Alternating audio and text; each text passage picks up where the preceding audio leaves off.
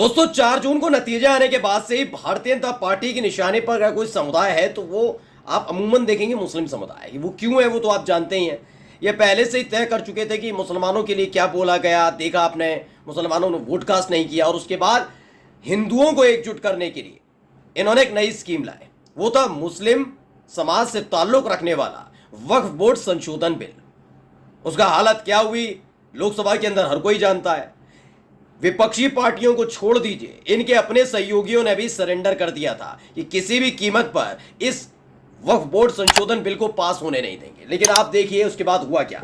JPC के पास भेजा गया और उस जेपीसी की पहली बैठक में असदुद्दीन ओवैसी ने बीजेपी की सांसद की खटिया खड़ी करके रख दी। आज मैं आपको तस्वीरें दिखाने जा रहा हूं, आज आपको पूरी खबर दिखाने जा रहा हूं कि जेपीसी की जो पहली बैठक बुलाई गई जिसमें वक्फ बोर्ड संशोधन बिल को लेकर चर्चा होनी थी, उसमें ओवैसी ने कैसे बीजेपी सांसद को जमकर लताड़ा लगाया।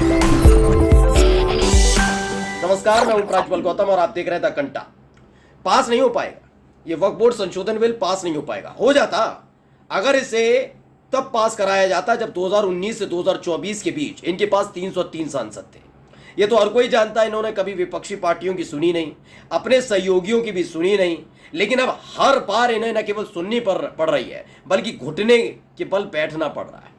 याद करिएगा, जम्मू कश्मीर से धारा 370 और 35 से हटाया, कैसे राम मंदिर को लेकर गीत गाते रहे, कैसे नोटबंदी जारी कर दी, जीएसटी का पहले विरोध करते थे लेकिन सत्ता में आकर जीएसटी लागू कर दी। ये तमाम चीजें की गई और बिना अपने सहयोगियों को और खुद तो बीजेपी के तमाम विधायक, सांसदों, किसी को भी सरकार में जितने मंत्री थे उन्हें भी ध्यान में नहीं लिया गया। लेकिन अब यहीं से इनकी फजीयत हो रही है क्योंकि जो 10 साल करते रहे वो कर नहीं पा रहे। जो वक्फ बोर्ड संशोधन बिल लेकर आए थे उसे लोकसभा में पेश किया गया, लेकिन तभी खबर पहुंचा दी गई या काजा कान में फूंक दिया गया कि भाई सुन लीजिए, आप पास तो करवाने के लिए ले आए हैं लेकिन अपनी ही पार्टी के सहयोगी दल जो है चिराग पासवान, नीतीश कुमार की पार्टी के, टीडीपी के, ये सारे के सारे विरोध में खड़े हैं। कहीं ऐसा ना हो कि पहली ही अग्नि परीक्षा में मोदी सरकार की फजीयत हो जाए। करना क्या है देख लीजिए।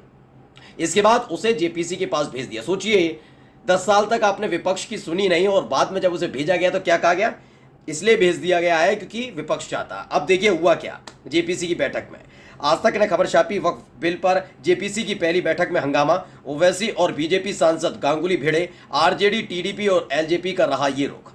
दरअसल ओवैसी के सामने बड़ी बड़ी बातें कर रहे थे सांसद गांगुली, बहुत बड़ी बड़ी बातें हो रही थी। इस पर ओवैसी ने ऐसे मैंने कहा ना, देखिए असदुद्दीन ओवैसी से आप मुसलमान है, चिड़ रखिए, बहुत चिड़िए, जो सोचा चाहे सोचिए, क्योंकि वो इस्लाम से ताल्लुक रखते हैं।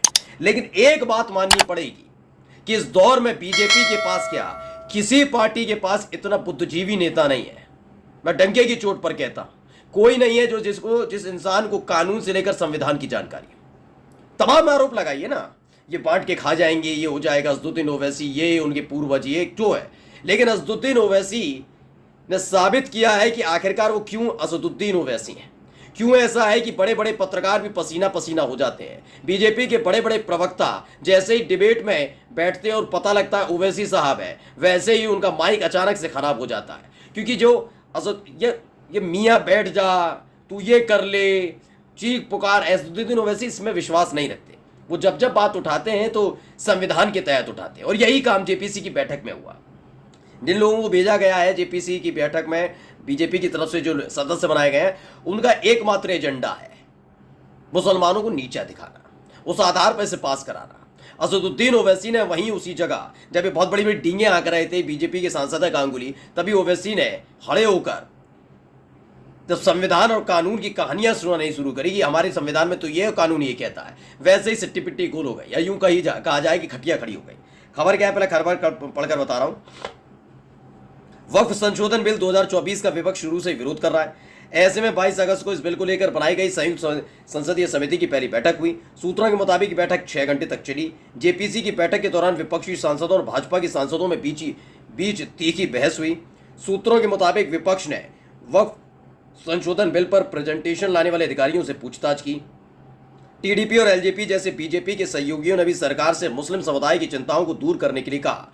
हालांकि भाजपा के इन सहयोगियों ने भी बीच का रास्ता चुना। सूत्रों का कहना है कि जेडीयू मुस्लिम समुदाय की चिंताओं को सामने रखेगी, जिन्हें उसके निर्वाचित प्रतिनिधियों से लिया जाएगा। कुल मिलाकर जब असदुद्दीन ओवैसी ने आवाज़ उठानी शुरू की तो इनके तमाम सहयोगी जो हैं बीजेपी के, वो भी बिफर पड़े कि ये क्या है, ये क्या तरीका है कि किसी भी, देखिए बीजेपी का क्या एजेंडा एकमात्र आप समझिए, बीजेपी का एजेंडा है कि वो हिंदुओं की राजनीति करती, कितनी मोहब्बत उनको मुसलमानों से, और मुसलमान कितनी मोहब्बत बीजेपी से करते हैं, किसी से छिपा नहीं। इस चुनाव में हुआ क्या, पहले उसको समझिएगा। इस चुनाव में हुआ ये कि उनको पहले से पता था मुसलमान वोट कास्ट नहीं करेगा इनके लिए, लेकिन उनको इतना जरूर पता था कि राम मंदिर का निर्माण हो गया है तो हिंदू जरूर वोट करेगा। लेकिन जो शंकराचार्य वाला चैप्टर शुरू हुआ था जिसमें बताया गया कि जो ये प्राण प्रतिष्ठा की जा रही है मोदी जी के हाथों, ये गलत मुहूर्त में की जा रही है, और ये सिर्फ इसलिए की जा रही है कि आचार संहिता लगने के बाद मोदी जी नहीं कर पाएंगे। जब शंकराचार्य जी ने ये बात उठाई तो आखिरकार लोगों की बात की समझ में आई। जो कल तक मोदी मोदी करते थे वो समझ गए कि प्रधानमंत्री होने के नाते आप राजनीतिक समझ रख सकते हैं, लेकिन सनातन की और धर्म की समझ तो हमारे शंकराचार्य रखते हैं, यानी आप गलत कर रहे हो, और इसीलिए हिंदू बिखर गया और उनको वोट कास्ट नहीं किया। अभी समझ गए, इनको ये समझ में आया कि हमने हिंदुओं के लिए राम मंदिर का निर्माण करवाया था, इतनी छटपटाहट, इतनी सारी चीजें क्यों की थी, हिंदुओं के लिए की थी, लेकिन इस पर एकजुट नहीं हुए। तो एजेंडा लाया गया कि हिंदू एकजुट कैसे हो सकता है। तो इसके लिए क्या करिए, आप हिंदुओं के लिए कुछ मत करिए, क्या कर दीजिए, आप सीधे सीधे मुसलमानों के खिलाफ कुछ कर दीजिए। जब आप इनके खिलाफ कुछ कर देंगे और हिंदुओं के लिए कुछ भला नहीं करेंगे लेकिन मुसलमानों के खिलाफ कर देंगे तो हिंदू एकजुट हो जाएगा। इनकी सोच बन गई है, अब ये समझ नहीं पाए। ये 10 बरस वाला वो कार्यकाल नहीं है कि आपने जो परोसा उसे किसी ने भी हजम कर लिया, वो नहीं है। अब आपको उल्टा उसे खाना पड़ जाएगा, और यही हो रहा है, यही हो रहा है। पहली फुर्सत में मुस्लिम समुदाय के लिए वक्फ बोर्ड संशोधन बिल लाए, उसमें सबसे बड़ी आपत्ति क्या, वैसे 17 पॉइंट है, लेकिन सबसे बड़ी आपत्ति क्या है, आपत्ति यह है कि किसी भी समुदाय विशेष और धर्म विशेष, किसी का भी हो, हिंदू हो, मुस्लिम हो, सिख हो, ईसाई हो, उनके जो धार्मिक बोर्ड बने हैं उसमें आप ये कैसे कह सकते हैं कि गैर मुस्लिम या गैर उनकी जिस समुदाय से ताल्लुक रखता है, जिस धर्म से ताल्लुक रखता है वो बोर्ड, उसमें उस धर्म के को छोड़कर किसी और धर्म से एक सदस्य बन जाए, कैसे, नहीं कह सकते ना। लेकिन ये करना चाहते हैं और इसी का विरोध है, इसी को लेकर असदुद्दीन ओवैसी ने खेल कर दिया। इसमें बताया गया, देखिए इसमें बताया कि 3 बीजेपी सांसद रहे नदारद, वो भी भाग गए। कौन कौन, सूत्रों ने बताया बैठक के दौरान असदुद्दीन ओवैसी और बीजेपी के अभिजीत गांगुली के बीच तीखी बहस हुई। इंडिया ब्लॉक के सांसदों ने गांगुली के व्यवहार का कड़ा विरोध किया। टीएमसी कल्याण बनर्जी और आम आदमी पार्टी के संजय सिंह ने भी बीजेपी सांसदों के साथ तीखी बहस की।